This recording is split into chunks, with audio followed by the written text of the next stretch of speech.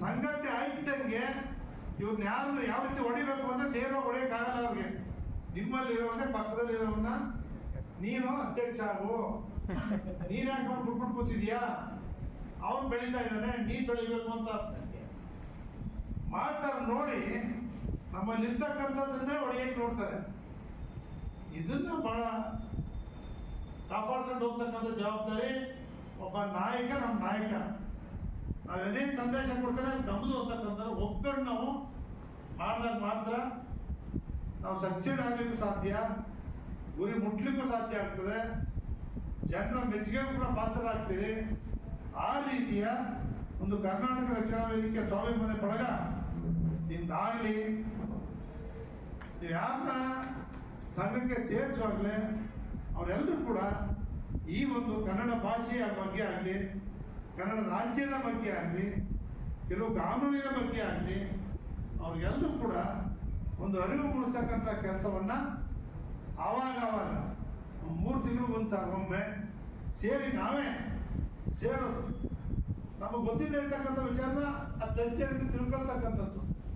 ಅವರಿಂದ ಉಪನ್ಯಾಸಗಳನ್ನ ನಮ್ಮ ಸಂಘದ ಬಳಗಕ್ಕೆ ಸದಸ್ಯರುಗಳಿಗೆ ಮಾಡ್ತಕ್ಕಂಥ ಕೆಲಸವನ್ನು ಮಾಡಿದ್ರೆ ನಿಜವಾಗ್ಲೂ ಕೂಡ ನಿಮ್ಮ ಉದ್ದೇಶ ಈಡೇರಲಿಕ್ಕೆ ಸಾಧ್ಯ ಆಗ್ತದೆ.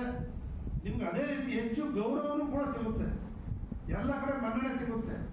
ನಿಮ್ಮನ್ನು ಬನ್ನಿ ಅಂತ ಕರೀತಾರೆ ಎಲ್ಲರೂ ಕೂಡ. ಆಗ ಇದೇನೋ ಮಾಡ್ಕೊಂಡಿದ್ರೆ ಕೂಡ 3ರಲ್ಲಿ 4ನೇದು ಇದು ಒಂದು ಅಂತಕ್ಕಂಥ ಭಾವನೆಗೆ ಅವಕಾಶ ಕೊಡಬೇಡಿ. ಇವೆಲ್ಲರೂ ಪ್ರಾರಂಭ ಮಾಡಿದ್ದೀರಿ. ಆ ರೀತಿ ಕಾರ್ಯಕ್ರಮ ರೂಪಿಸಿ ನಮ್ಮಲ್ಲಿರುವಂಥ ಮಂಜುಗಳು ಸಜ್ಜುಗೊಳಿಸಿ ಅವ್ರಿಗೆ ಅರಿವಿನ ಶಿಕ್ಷಣವನ್ನ ಯಾತಕ್ಕೋಸ್ಕರ ಮಾಡ್ತಾ ಇದ್ದೇವೆ, ಯಾತಕ್ಕೋಸ್ಕರ ಹೋರಾಟ ಮಾಡ್ತೇವೆ, ನಾವು ಯಾವುದಕ್ಕೋಸ್ಕರ ಚಳವಳಿ ಮಾಡ್ತೇವೆ ಅನ್ನೋದನ್ನು ಕೂಡ ಎಲ್ಲ ವಿಚಾರಗಳನ್ನು ಅರಿವು ಮೂಡಿಸುವ ಮೂಲಕ ನಾವು ಉತ್ತಮ ನಾಯಕರಾಗಿ ನೀವೆಲ್ಲರೂ ಕೂಡ ಕನ್ನಡ ನಾಡಿಗೆ ನಿಮ್ಮ ಸೇವೆ ಅತ್ಯಮೂಲ ಮಾಡಬೇಕು ಅಂತಕ್ಕಂಥ ಗುರಿಯನ್ನ ಇಟ್ಕೊಂಡಿರ್ತಕ್ಕಂಥವ್ರಿಗೆ ಮಾತ್ರ ಮಾಡಲಿಕ್ಕೆ ಸಾಧ್ಯ ಆಗ್ತದೆ. ನಿಜ ಕಷ್ಟ ಇದೆ, ನಮ್ಗೆ ಭಾಳ ಕಷ್ಟ ಇದೆ, ಮನೆಯಲ್ಲಿ ಕಷ್ಟ ಇದೆ, ವೈಯಕ್ತಿಕವಾಗಿ ಕಷ್ಟ ಇದೆ, ಹಣಕಾಸು ತೊಂದರೆಗಳು ಬರ್ತವೆ. ಇವೆಲ್ಲವನ್ನು ಕೂಡ ಧೈರ್ಯವಾಗಿ ಎದುರಿಸಿದಾಗ ನದಿ ದಾಟಂಗೆ ಆಗುತ್ತೆ.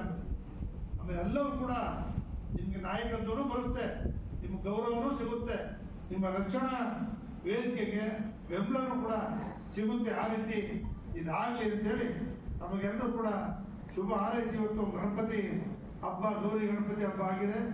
ಇದೇ ಸಂದರ್ಭದಲ್ಲಿ ಇವತ್ತು ಪ್ರಾರಂಭ ಮಾಡಿದ್ದೀನಿ.